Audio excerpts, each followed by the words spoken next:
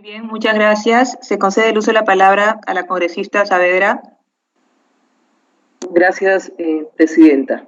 Buenos días, colegas congresistas. Buenos días, señora ministra. Tengo unas preguntas puntuales. Señora ministra, algunos trabajadores del Centro de Atención Residencial Renacer que habrían resultados positivos para COVID-19, en lugar de hacer cuarentena en sus domicilios, habrían sido destacados para trabajar en el CEDIF Pestalozzi para que cuiden a residentes contagiados también con COVID-19. Mi pregunta sería, ¿quién habría autorizado el trabajo de personas infectadas con COVID-19 y cuál es el protocolo que cumple el INAVIF cuando un trabajador ha sido infectado? Otra pregunta puntual, señora ministra, que tengo es, he recibido una queja de una trabajadora del Centro de Atención Residencial Renacer, quien nos pidió reserva de su nombre, a quien estando contagiada y padeciendo los síntomas de la COVID-19, se le exigió que interrumpa su cuarentena para ir a laborar al Hospital Santa Rosa de Pueblo Libre, a cuidar a una persona con discapacidad que habría sido contagiada, sin proveerle de los equipos de protección personal, permaneciendo del 11 al 17 de mayo en dicho hospital. Esta situación le expondría doblemente tanto a la trabajadora que se ve afectada por el virus y a la población a la cual podría contagiar por una irresponsable decisión. Mi pregunta es, ¿tiene conocimiento que han estado mandando a trabajar a personal que ha dado positivo para COVID-19 y ponerlos al cuidado de personas vulnerables a quienes podrían causar mayor daño de contagiarse por el virus? Y luego, la última, señora ministra, en su presentación pasada ante esta comisión nos informó que en los hogares del INAVIF habrían entre 4 a 6 personas infectadas. Grande fue nuestra sorpresa al enterarnos que yo he ido en una visita inopinada al hogar Divino Jesús de San Miguel, que habían 32 niños y un aproximado de 21 tutoras infectadas con la COVID-19. Ese dato fue del día martes 19 de mayo. Asimismo, sabemos que son varios los centros de acogida residencial para personas con discapacidad que vienen siendo atacados por el COVID.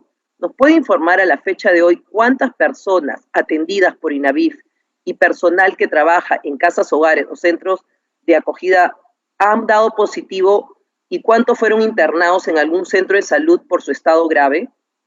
Nada más, señora ministra. Por su intermedio, señora presidenta, Sí.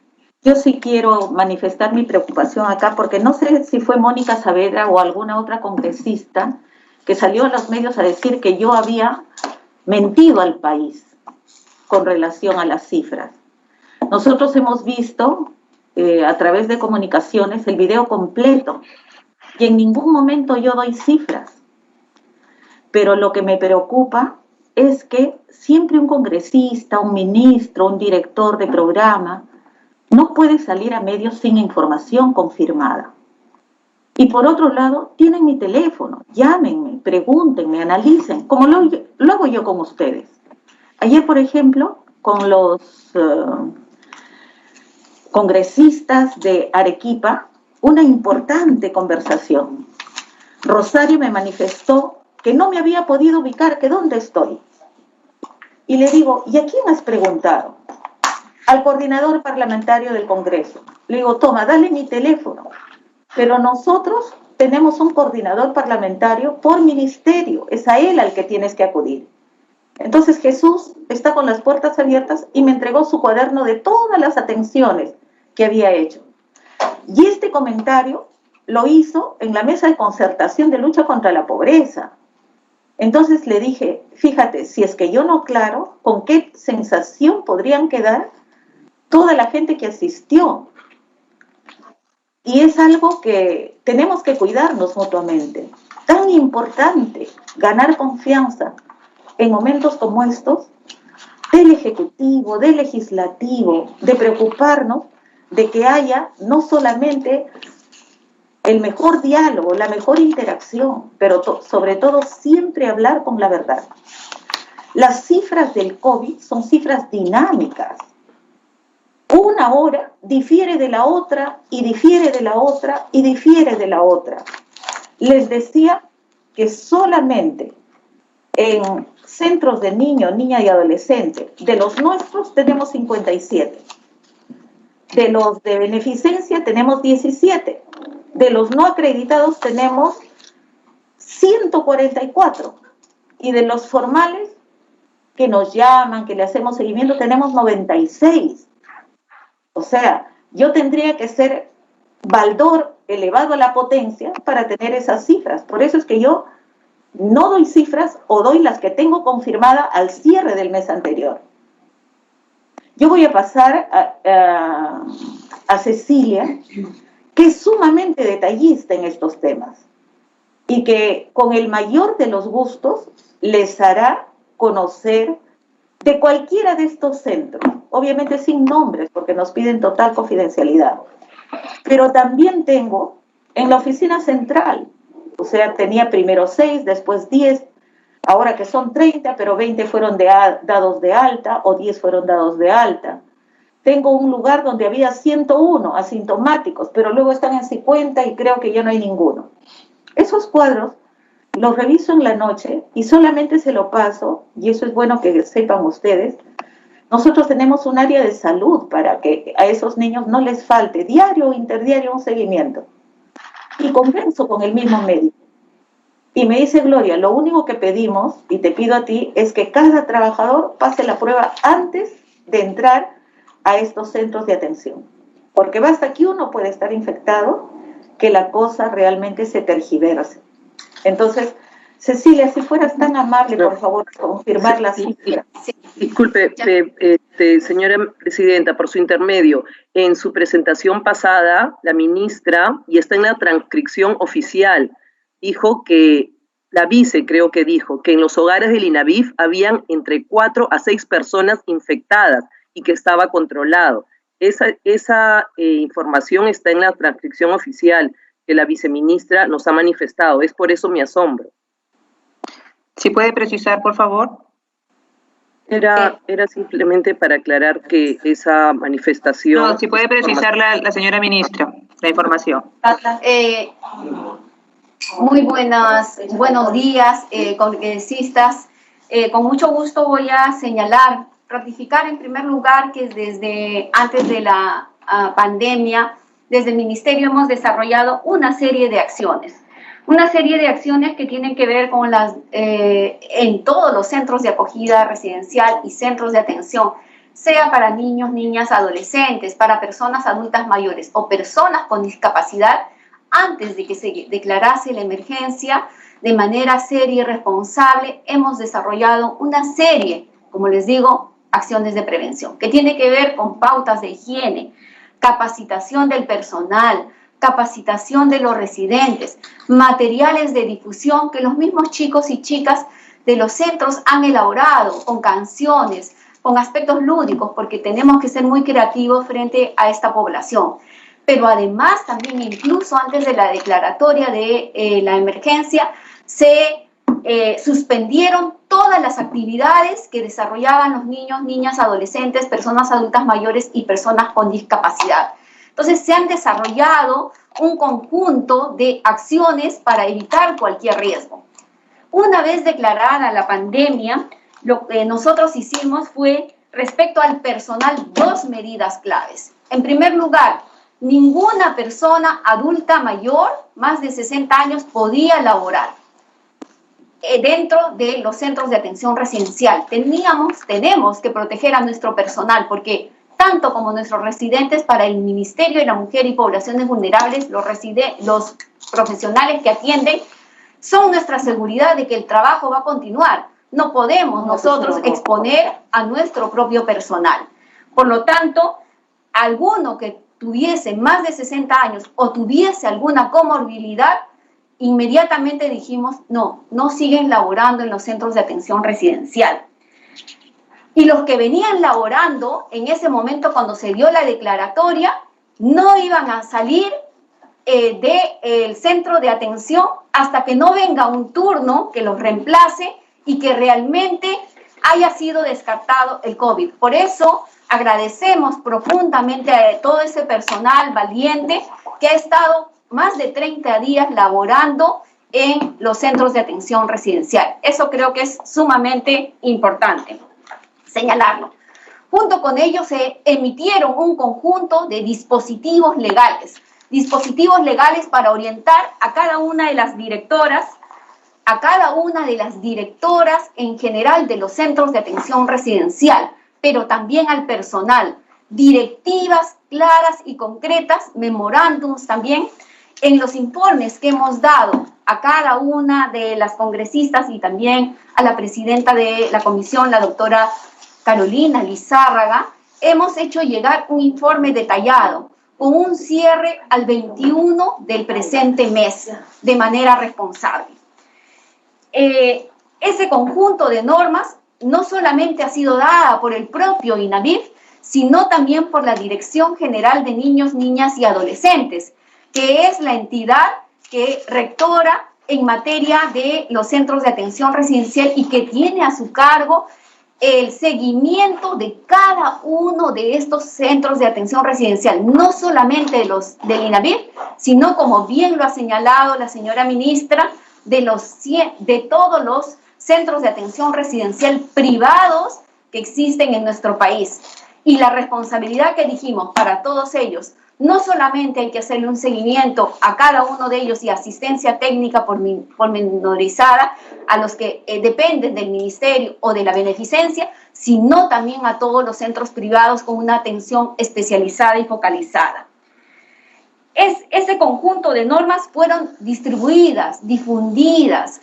No solamente se les envió a través del documento, sino se hizo las capacitaciones para ello también. Nuestra prioridad siempre han sido también los adultos mayores y las personas con discapacidad. Ahí se dieron medidas mucho más drásticas todavía en términos de la cuarentena, respecto a cómo debían de darse las visitas, por ejemplo, a los residentes. Se prohibieron ellas. Las visitas tenían que ser a través de sistemas informáticos, teléfono, llamadas, para evitar que las personas puedan romper el vínculo familiar. Lo mismo también con los niños, niñas y adolescentes, garantizándoles que ninguno de los derechos que ellos tenían puedan ser vulnerados.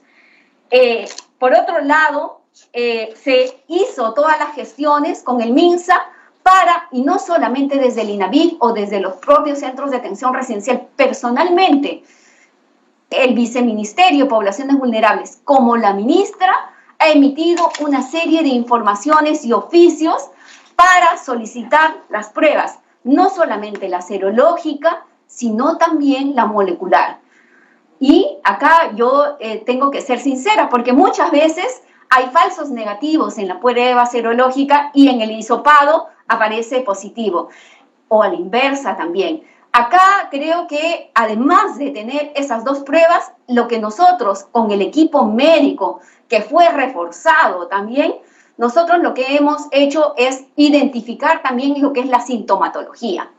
Entonces, cosas que hemos ido aprendiendo y que realmente, porque nosotros queremos dar un trabajo de calidad y que evitar cualquier riesgo frente a los niños, niñas, adolescentes o la población a la cual atendemos.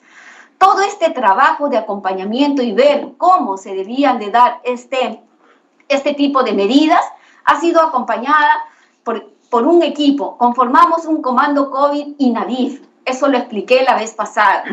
Hemos conformado un equipo técnico y que tiene la asesoría del Instituto de Medicina Tropical Alexander von Humboldt, que pertenece a la Universidad Cayetano Heredia. Señora Presidenta, disculpe, eso no he preguntado.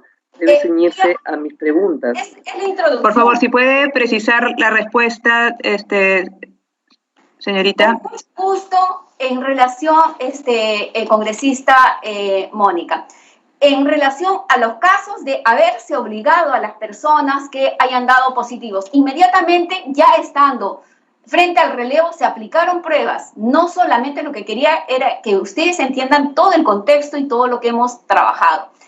En relación, cuando se vino el cambio de turnos, no solamente se han hecho al personal, sino también se solicitó a todos los residentes. Y eso empezó casi un mes y unas semanas después de declarada la inmovilidad. Se desarrollaron las pruebas y efectivamente salieron algunos positivos, algunos personal que iba a entrar al relevo, pero también algunos que habían salido.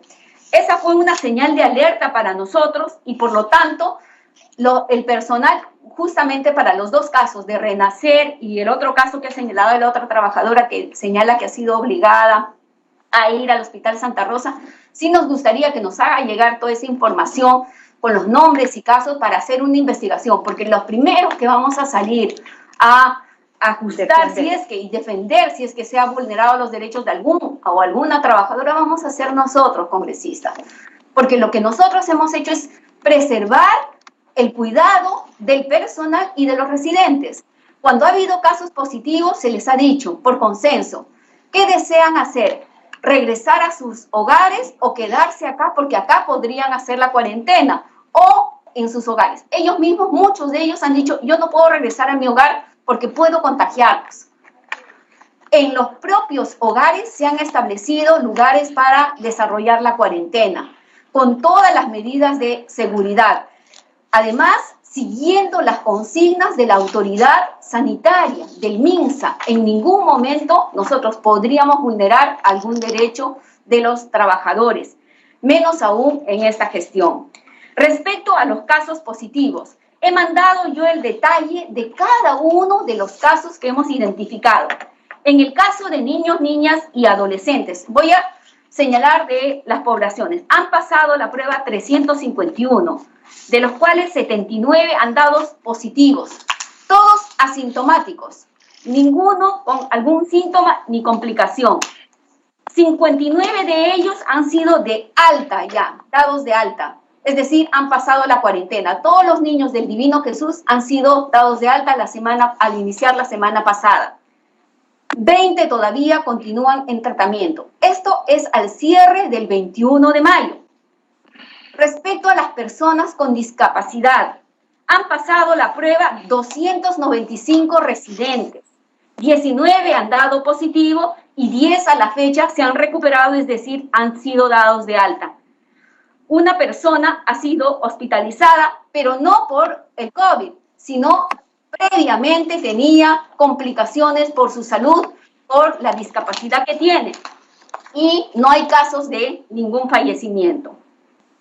En los 3 servicios, además de los servicios, acá por transparentar, quiero señalar también, esos son los servicios que habían estado funcionando, los 50 tantos servicios antes de la cuarentena. Con la cuarentena, dada además un presupuesto específico para el INAVIF, se crearon 3 albergues temporales. ¿Por qué? Porque nadie podía entrar ni nadie podía salir de los centros de atención residencial por los riesgos del COVID. Por lo tanto, si nos venía nueva población para albergar, no las podíamos introducir en los centros que ya teníamos. Por eso se crearon 3 nuevos centros y sobre todo el perfil de las personas que nos han llegado son personas con experiencia de vida en calle. Ustedes habrán visto a través de las redes que tenemos equipos, tanto en niñez como en personas adultas mayores, que están día y noche, 24 horas, frente a cualquier caso de vulneración. Nos avisan de que hay un adulto mayor, inmediatamente nuestros equipos van. Ese es el tipo de población que hemos albergado en estos centros. Por lo tanto, el riesgo de que estas personas estuviesen el COVID era altísimo, cerca de un 80%. Esos 3 servicios son 2 para niños, niñas y adolescentes y 1 para personas adultas mayores, que es donde funciona en el CEDIF Pestalozzi. Actualmente, a mayo, albergamos un total de 102 personas en estos centros. 44 son niños, niñas y adolescentes, 58 son personas adultas mayores. En el caso de las niñas, tenemos a 34 de ellas se les ha practicado la prueba de descarte, de los cuales 3 han dado positivo. Del total de los casos positivos en los refugios, en general, 6. Disculpe la interrupción, señora presidenta. ¿Perdón? Sí, señora congresista. Disculpe la interrupción, pero en el CEDIF Pestalozzi se le dijo a los trabajadores que iban a hacer cuarentena, pero se les hizo trabajar. O sea, ¿dónde está la cuarentena? Se les hizo trabajar, aún estando ellos en cuarentena. Pero bueno, era acotar eso. que Congresista, yo tengo conocimiento. si usted está planteando eso, lo vamos a investigar evidentemente. Sí. Sin ningún problema, aquí no hay ninguna, si se está señalando, se pedirán los informes que se requieran con mucho gusto y lo primero que haremos es ver efectivamente qué es lo que ha pasado ahí, ¿sí? Muy bien. Pasamos a otra. Muy bien. En el caso, Gracias. para terminar, congresista, en el caso de los trabajadores, en general, señora presidenta. se han pasado las pruebas 704, ustedes tienen todos los detalles. En que, a la fecha, 31 de los que han dado positivo se han recuperado y finalmente quisiera señalar que de todos los trabajadores estamos, al igual que los residentes, estamos teniendo todos los cuidados del mundo para lograr que esta población sea salvaguardada. Hasta ahora no tenemos ningún caso que lamentar, felizmente, y es por eso es que yo señalé que estaba controlado el tema del COVID y estamos haciendo los mejores esfuerzos para salvaguardar a la población que atendemos. Muchas gracias.